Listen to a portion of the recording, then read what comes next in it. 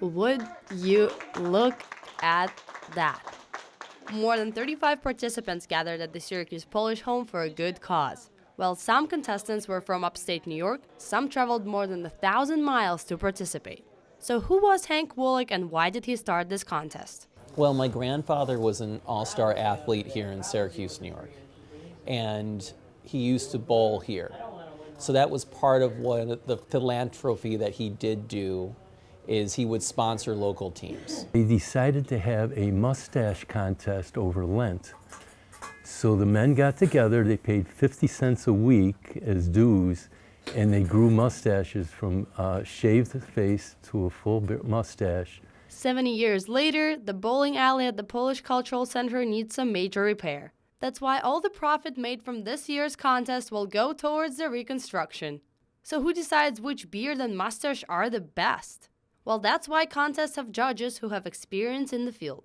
Robert Baker has won multiple national beard and mustache championships. He's also very active on social media and has over 24,000 followers on Instagram. We will sit down with a guideline for each one of the categories and score the different contestants as they come through.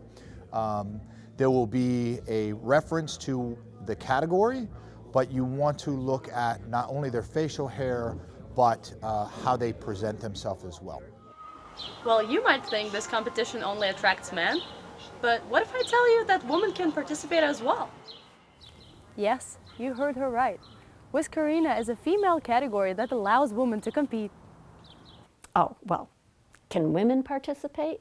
And I'm like, yep, yes they can. And they're like, what? Berstowski couldn't believe herself while explaining her colleagues about the inclusivity of the contest. While it might sound unusual for people new to the professional beard and mustache world, contestant all the way from Kentucky, Haley Narcross, says Whiskerina community is growing. I have a lot of amazing Whiskerina friends in the community, and they were just like, come on, participate. But what do you make your beard out of? You can use your real hair, you can use hair and do it how I did it, or use random materials that you have lying around your house or you bought to make something fun and creative. For local Whiskerinas like Anne Ruggieri, it was her very first contest. First and best, as she secured the first place among other females. Saw that this was a fundraiser for a bowling alley. It's like, why not do a bowling alley theme? And the best thing was to find they had a t-shirt that said, the best bowlers have beards. And isn't that even more fun participating with your brother? John Ruggieri took part in full beard category 12 inches and longer. This is his first non-Special Olympic event that he was a competitor in, and he did great. Good job, John. Yeah, he loves his beard. Among other tough competitors in his category, John was presented the Achievement Award. Every participant has their own story. So here is our rookie Kurt Bessel from New Haven, the one in Oswego County, who uses absolutely no product to style his mustache. It's all natural. My grandmother said, oh no, there's a story, and went and dug out an old photo. And the photo goes back 3 generations from my grandmother.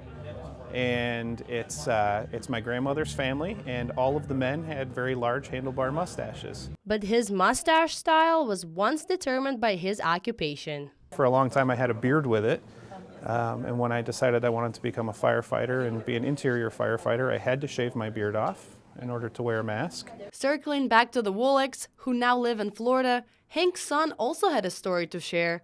Working at Disney for nearly 30 years, he wasn't allowed to grow a beard. But little did he know... 4 months later, Disney opened it up and let everybody grow a beard. All men, they have long hair and everything. And I said, oh boy, but I was 70 years old, I was ready to retire. So I started growing it then, just because I could. The Woleks family knows quite a bit about their heritage, or as I should say, heritage. Both Ron's wife and his son are professional hair and makeup artists. Shh.